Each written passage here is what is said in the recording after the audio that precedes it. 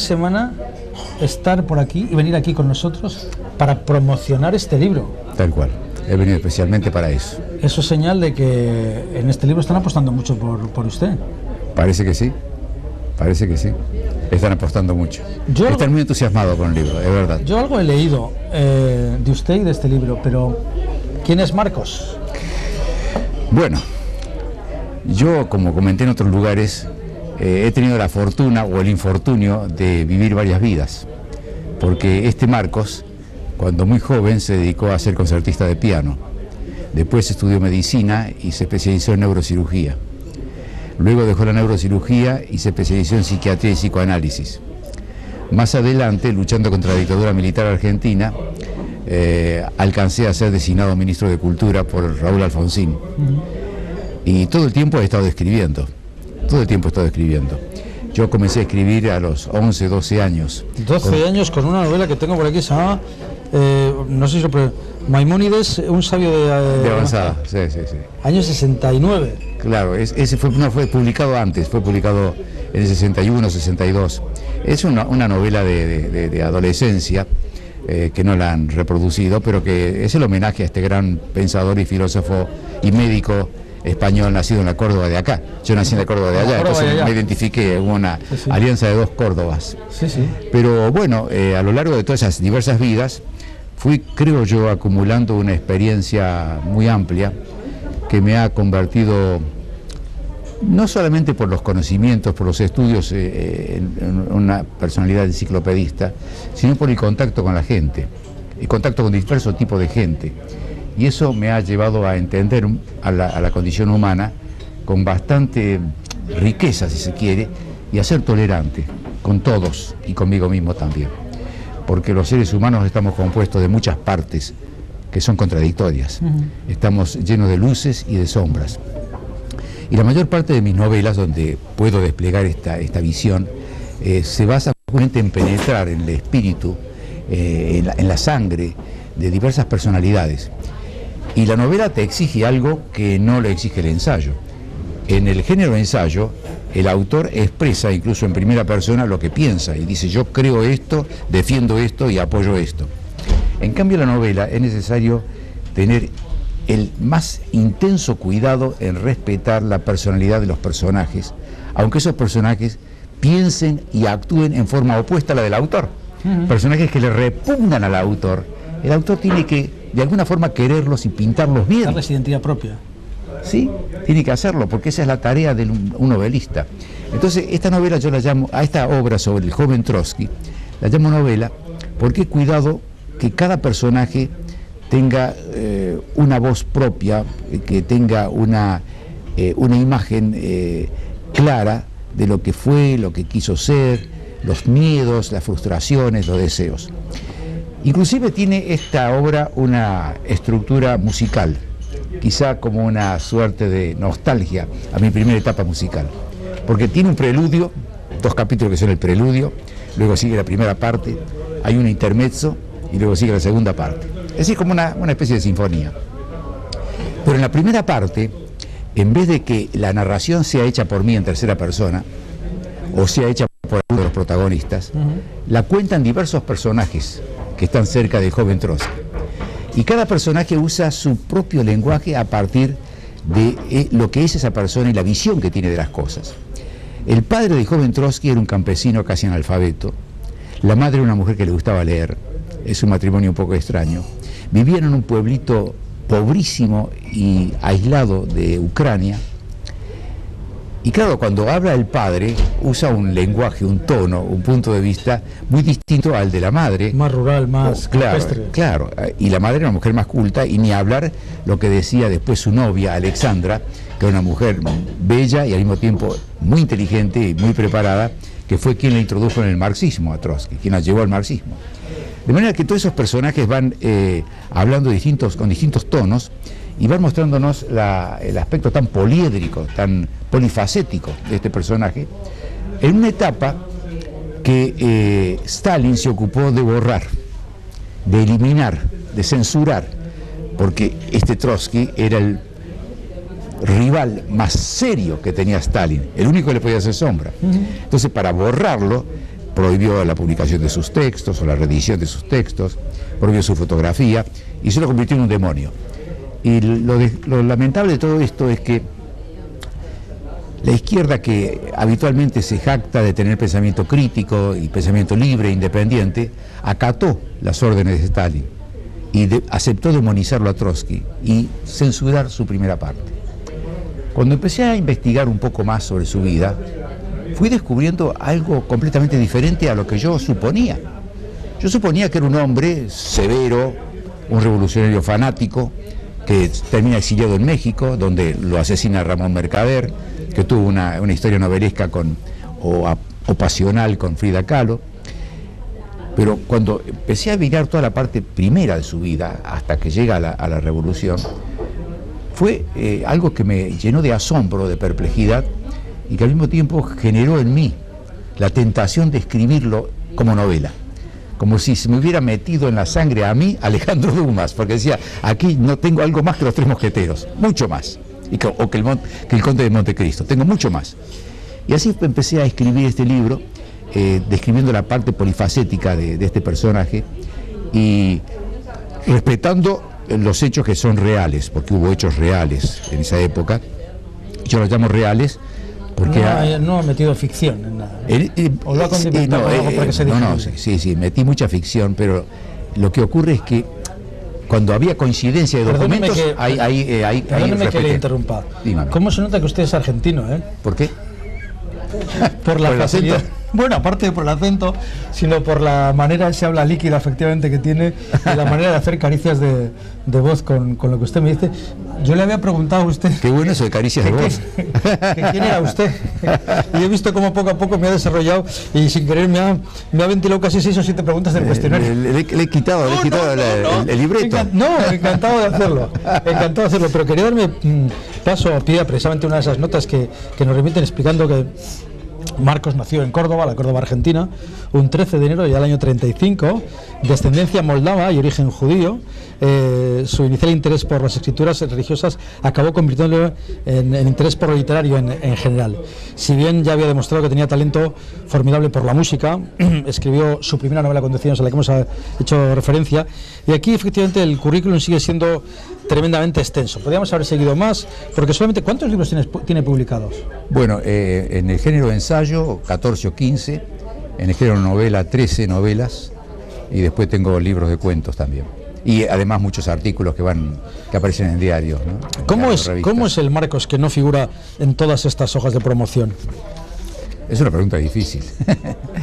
Bueno, yo soy un hombre bastante metódico, que escribe fundamentalmente por las mañanas, pero que a la tarde, cuando me siento despejado y con ganas de escribir e inspirado, también trabajo a la tarde. Tengo muchos afectos, tengo una familia amplia que quiero y me quiere. ¿Cuántos hijos tiene? Tengo 4 hijos y tengo 8 nietos. Qué bien. O sea que es una buena producción. Ya tengo una tribu prácticamente. Casi soy un patriarca. Sí. Y bueno, y tengo muchos amigos. ¿Cómo se llama su mujer? Se llama Norma. Norma le decimos Nori. Y bueno, esto creo que es la segunda parte, porque el anterior libro que publicó en este mismo año también se titulaba Liova corre hacia el poder. Bueno, o es lo que No, es el mismo título, es el mismo libro, pero que cambió el título aquí en España. Es una pregunta interesante, porque algunos periodistas se asombraron diciendo, caramba, ¿cómo aceptaste que cambien el título? Le dije, bueno, en Argentina el título es Liova corre hacia el poder, usando la palabra Liova con toda intención para darle ternura e intimidad al personaje. No quise poner Trotsky. Trotsky es como decir Churchill. Sí. Además, ya en sí la palabra con tantas R's, Trotsky es más cerrado, calcificado. No. Liova, algo tierno, íntimo. Era la forma como lo llamaba la familia y los amigos. Sí. El diminutivo de león en ucraniano. Entonces estaba Liova. Y como describo la fase donde él, desde su infancia, va corriendo a través de peripecias, muchas inverosímiles. Como usted, de un lado para otro, de música. Hasta alcanzar el poder, y desde el sueño de infancia que decían que él va a ser zar, y se convierte en zar realmente. Entonces decía, Liova corre hacia el poder. Entonces mi agente me dice, bueno, ahora tienes que escribir Liova sobre el poder, en el poder, y luego Liova exiliado del poder. Entonces yo dije, no, por ahora esta novela cierra bien.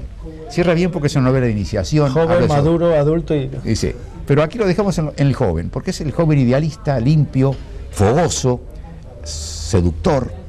Y entonces, cuando se iba a publicar en España, porque en Argentina tuvo mucho éxito y en España se interesaron enseguida por el libro, dijeron, quizá mejor sea el título El joven Lioba, porque Lioba corre hacia el poder, confunde un poco. En primer lugar, pocos saben quién es Lioba, algunos ni siquiera saben quién es Trotsky, y corre hacia el poder, ¿qué poder? Es como algo confuso. Como yo no me considero perfecto, me pareció que ese cambio era correcto, que estaba bien, que era oportuno, que el joven Lioba lo dice en forma más clara. Y yo soy de esos escritores que odian el hermetismo. Yo deseo ser claro, fluido, comprensible. Tal es así que en la primera parte, que como te has dado cuenta está a cargo de diversos narradores, yo cargo al lector con el esfuerzo de descubrir quién es el que está narrando, sino que pongo de entrada arriba, narra el padre, narra la madre, narra la novia. Sí, quiero esto, claro. Sí, y está claro. Y entonces el lector ya sabe que cuando habla el padre no es el mismo lenguaje que cuando habla la novia, o cuando habla un orfebre, o habla un revolucionario, en fin, son distintos personajes. De modo que ese deseo de claridad me llevó a aceptar que en España se llame El joven Lioba, y posiblemente así va a salir en México también, porque se está distribuyendo desde Argentina a los países de América del Sur, pero América Central y América del Norte va a ser desde España, y se va a llamar seguramente como acá, El joven Lioba. Hemos dicho, las mujeres son las que más leen o las que más compran, como añadían por ahí cuando decíamos, con respecto a Norma, su mujer, ¿qué rasgo destaca de las mujeres? Mira, con las mujeres se ha producido una suerte, yo diría, de milagro. Nos hemos olvidado que hace medio siglo las mujeres no podían votar en casi ninguna parte del mundo, y se las consideraba incapaces para ciertas profesiones. En Argentina tenemos algunos ejemplos de principio del siglo XX. La recién presidenta... Bueno, eso es otro tema, es otro tema. Estoy hablando de las mujeres realmente de valor. Y hablo de médicas, abogadas, que a principio del siglo terminaban sus carreras universitarias sufriendo la discriminación y las burlas de sus compañeros, y que fueron grandes personalidades como la esposa de Justo, o otras mujeres, la esposa de Dickman, en fin, que eran doctoras y abogadas. Pero a partir de medio siglo atrás comenzó la mujer a votar.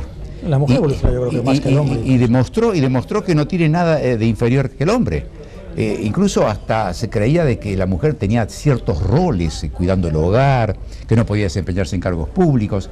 Y nos encontramos ahora con una cantidad de mujeres que son primeros ministros, que son presidentes, que son legisladoras, y que cubren todas las profesiones, desde la física, la biología, la ciencia nuclear, todo, están las mujeres metidas. No hay ninguna diferencia. 4 hijos he hecho. ¿Cuántas chicas tiene de sus? ¿O ninguna? Bueno, yo no usé la matemática, pero me salió bien. ¿Ah, 2 y 2? 2 y 2. Bueno. Salió 2 y 2. Y le he preguntado del rasgo de una mujer, pero ¿qué rasgo destacaría usted de las personas? ¿De las personas o me habla de las mujeres? Le he preguntado a la mujer de las personas ahora. Hombres y mujeres. Yo creo que los hombres y las mujeres, o las personas, hemos dado un gran salto cuando dejamos nuestra condición zoológica para crecer en el individualismo que es tan criticado. Los seres humanos somos individualistas, y eso nos diferencia de los animales. ¿Por qué? Porque los peces, por ejemplo, forman cardúmenes, y no hay pensamiento individual. Es un cardumen que sigue al que está delante. Los pájaros forman bandadas, y van todas detrás del que está delante. Las ovejas forman manadas. Los seres humanos nos diferenciamos. En el mundo hay más de 6.000 millones de habitantes. No hay dos idénticos, ni siquiera hermanos gemelos son idénticos. Alguna diferencia hay.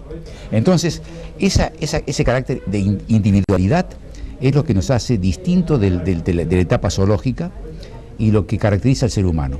Y esa individualidad debe ser respetada, debe ser, yo diría, elogiada. En la década del 50, tú recuerdas que comenzó a desarrollarse mucho la llamada psicología de las masas, a partir de un libro muy exitoso que lo escribió el alemán Wilhelm Reich, que fue discípulo de Freud. Y la psicología de las masas elogiaba a las masas como la cantidad de gente que orientaba bien al mundo, a la sociedad. Y nos damos cuenta que no es así. En las masas se pierde la individualidad, sí, y uno queda hipnotizado y es arrastrado hacia destinos que pueden ser tremendas tragedias, como ocurrió con las guerras y como ocurre actualmente con los grupos que forman una cantidad de gente que pierde el carácter individual, que deja de tener el pensamiento propio, el pensamiento crítico. Entonces yo te destaco eso. Los seres humanos somos distintos unos de los otros, y eso es una cualidad que debe ser defendida y elogiada. Ahora voy, en esa individualidad en la que usted por las venas, según se levanta, escribe, cuando escribe, visiona si es hombre o mujer quien va a leerle, o sea, es decir, ¿se tiene en cuenta el lector cuando escribe?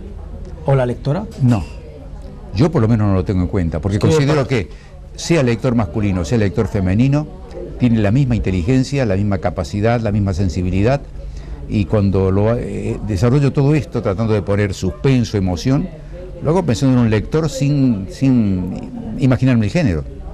O puede ser un niño, puede ser un adulto, asexuado, sí, o muy sexuado, pero sin importar el género. ¿Cómo empezó a escribir? Bueno, mira, yo al principio tenía mucha resistencia a la lectura, me resistía a la lectura. Y mi madre fue quien me llevó de una oreja hacia una biblioteca pública que había en el pueblito donde yo viví cuando chico. ¿Cómo se llama su madre? Mi madre se llama Rebeca. Rebeca. Y me llevó a una biblioteca pública que estaba al lado de casa. Era un pueblo pequeñito que tenía, qué sé yo, 10.000 habitantes, 12.000 habitantes. Y tenía esa biblioteca pública que la pagaba el pueblo, que estaba limpia, era hermosa, me acuerdo, con vitrinas llenas de libros, muy cuidados. Y allí me presentó la bibliotecaria, que la recuerdo todavía. Claro, yo era un nenito y me parecía altísima. Y ella me fue introduciendo a través de las historietas, los cómics, en la lectura, y bueno, a los pocos años me devoré toda la biblioteca y desarrollaron mi amor por la lectura, y a partir de los 11 años empecé a escribir. Entonces empecé a escribir cuentos cortos e incluso tuve, yo diría, la temeridad, la locura de querer escribir una novela, y me compré 2 cuadernos de esos de 100 páginas cada uno, de 100 hojas cada uno, y empecé a llenarlos con una novela que por supuesto después se desapareció, se quemó por suerte, porque fue en realidad mi escuela del escritor, mi aprendizaje del oficio. Sí, claro, y luego seguí. Bueno, el primer librito que terminé, que yo lo considero un pecado de juventud, es esa biografía sobre Maimónides, que tardó mucho en ser editada porque yo era desconocido, absolutamente, tardé como 5 o 6 años en que se publicase. No fue un acontecimiento. Y luego publiqué mi primera novela, que ya me hizo conocer mucho más, y con mi segunda novela gané el premio Planeta, y así ya comencé a levantar vuelo. Estamos hablando con Marcos Aguinis, lo he dicho bien ahora, el autor de este libro, El joven Lioba, que ha venido desde Argentina para estar durante estos días aquí presentando este libro. Al margen de este libro, del que estamos hablando hoy, del que usted es autor, ¿hay algún libro que haya supuesto, no suyo, un antes y un después en su vida? Yo admiré mucho cuando era joven y leí casi toda la obra de Stefan Zweig, un escritor austríaco que se suicidó en Brasil, perseguido por Hitler, ¿no? Pero quizá la novela que más me asombró, que más me afectó en el estilo inclusive, es El cuarteto de Alejandría, de Lawrence Durrell, un escritor inglés que estuvo un tiempo corto en Argentina también. Escribió 4 volúmenes, por eso se llama Cuarteto, ambientado en la ciudad de Alejandría previa a la Segunda Guerra Mundial, cuando Alejandría era un centro cultural. ¿Estambul? No, Alejandría, en Egipto. Ah, en Egipto, sí. Alejandría en Egipto. ¿Cuándo está Alejandría? Alejandría está al norte del Cairo, es el delta de Alejandría, está el famoso faro de Alejandría. Ah, sí. Y allí hubo un desarrollo cultural asombroso en la antigüedad, incluso en la época del Imperio Romano, la ciudad más luminosa, más culta, con gran cantidad de filósofos y traductores. Claro, la famosa traducción de los 70 de la Biblia, por ejemplo, del hebreo al griego, se hizo en Alejandría. Sí, la Mujer Agora, la película de Amenábar. Claro, y entonces Alejandría fue un foco de cultura extraordinario y también de intrigas políticas.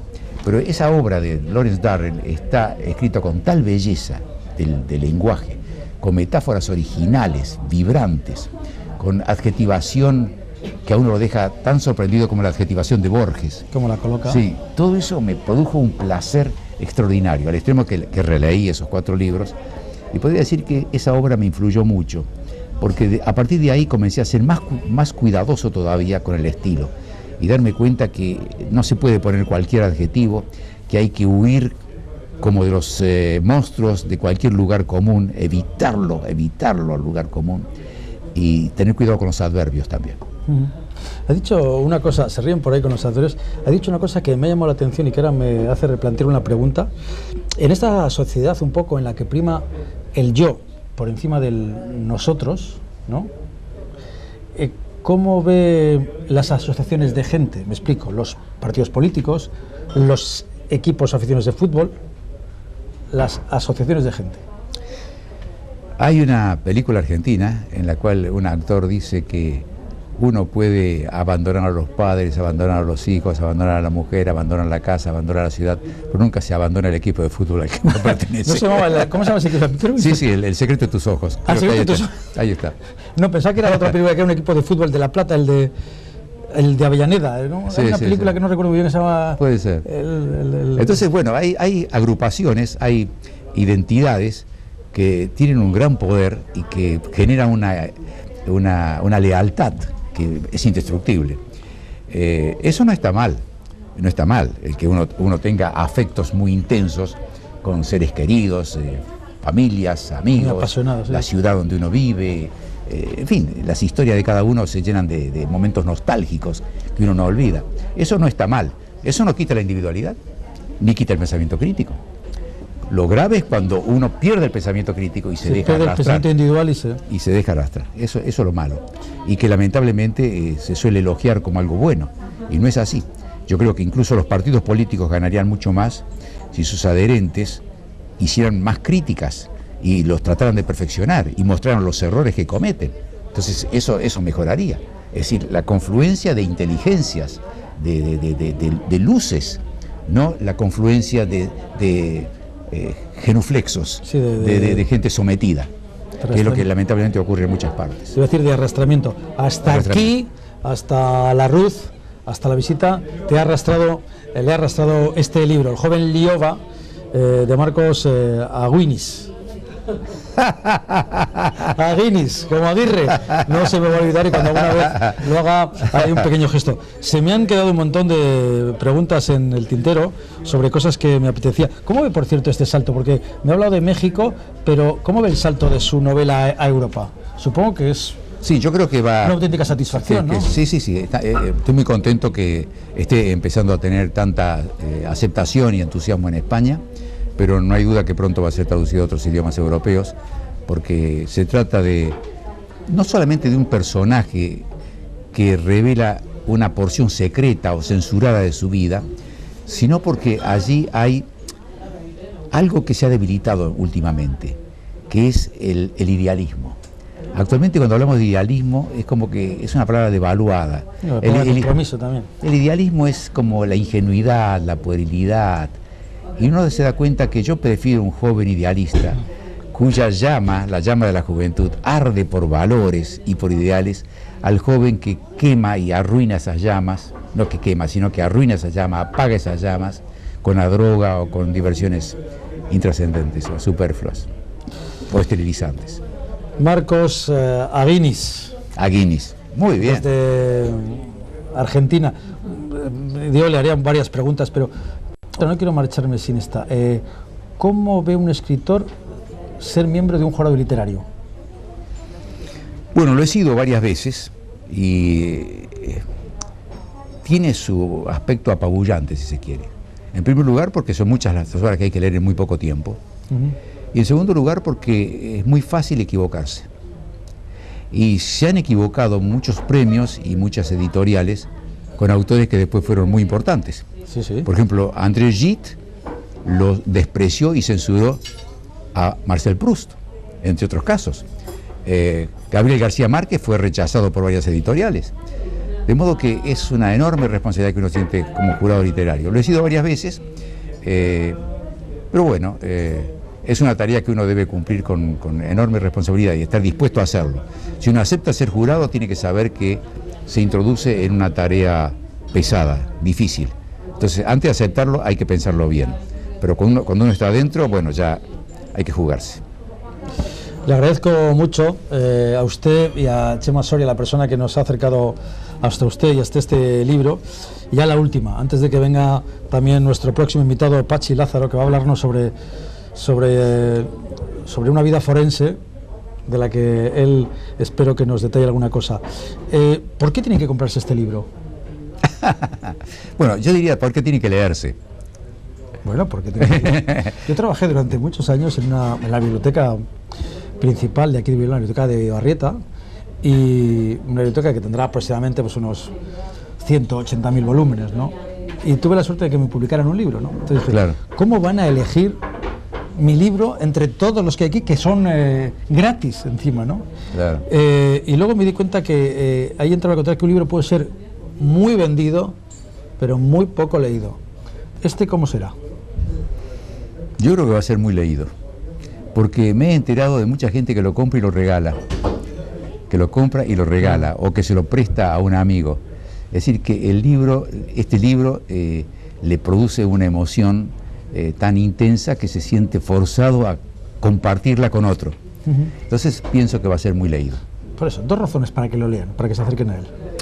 Bueno, en primer lugar porque revela una faceta que fue censurada durante mucho tiempo de un personaje que tuvo un rol decisivo en el curso del siglo XX, con todos sus infiernos, pero tuvo un rol decisivo. Y porque, por otro lado, narro la vida de un joven idealista. Y yo quisiera que los jóvenes de hoy también fuesen idealistas, es decir, que se prendieran a ciertos valores y lucharan por ellos. Ha sido un placer tenerle aquí. Estoy seguro que podemos estar hablando no una, sino muchísimas más horas. Igual le vuelve una faena, pero en nombre de todo el equipo tenemos por costumbre obsequiar a todos nuestros invitados con un elemento vivo, con una flor como esta. Acepte en nombre de todo el equipo de la visita este detalle. Gracias por venir y suerte. Y mientras, gracias Marcos Aguinis, mientras nuestro invitado se va y vamos a dar paso, y damos paso, recuerden este libro, mientras vamos a dar paso a nuestro próximo invitado, déjenme que les hable, vamos a seguir hablando de varios libros. Sombras en el tiempo, y desde aquí también vamos a hacer el llamamiento para que es el 10º premio de novela de la ciudad de Torrevieja. Vamos a ver, Jordi Sierra Fabra, autor de este libro. Si nos estás viendo, queremos tenerte aquí para que nos cuentes un poco historias de este libro. Y vamos a hacer lo mismo con Andrés Pascual. Vamos a confiar en la suerte, en la fuerza, en el poder de la comunicación, para que a través de La Visita, que sabéis que es un programa, es uno de los 10 programas más veteranos en la historia de la televisión en España. Llevamos 17 años y sacamos pecho y orgullo de pertenencia de hacer posible esto, pero recordar que sin la complicidad de las personas que nos ven esto no sería posible. Por mucho invitado que traigamos, si ustedes vosotros desde ahí no nos ven y no nos siguen, no tendría mucha historia. Y también queremos hacer acuso de recibo. Estuvieron en estudio con nosotras Macambo, Aromas de Libertad, de Victoria Evita, esta chica de color, sobre esta novela y la historia de Amanda, que es tremendamente tierna y a veces cruda, por ver cómo es África. Y déjenme que les hable de otros dos libros que editamos desde aquí, desde La Visita, y lo hacemos conjuntamente con el sitio en el que estamos, desde la RUZ. Hemos creado el premios de relatos cortos sobre hostelería. ¿Por qué? Porque los bares, las cafeterías, los restaurantes tienen infinidad de historias. Y ya estamos a punto de publicar la 3ª edición, y son libros por 10 euros, podéis adquirirlos a través de nuestra página web, y libros tremendamente entretenidos con los que creo que vais a disfrutar y adentraros en el mundo de la literatura, que creo que es algo fascinante. Ya hemos hecho tiempo para que se siente nuestro próximo invitado, al que le damos la bienvenida. Hola. Hola Javier, ¿qué tal? Pues encantado de tenerte aquí, porque si hacemos alusión, vamos a hacer alusión ahora, Chema, eso ya sabe lo que significa. A través de nuestra página web www.lavisita.com a través de esa página web podéis poneros en contacto con nosotros. ¿Por qué? Porque utilizamos la web precisamente como elemento conductor. En esta página web podéis decirnos, por ejemplo, desde dónde queréis que hagamos el programa. Como sabéis, y ya durante tiempo llevamos haciéndolo desde... Claro, tengo aquí tanto batiburrillo que igual no se ve el cartel.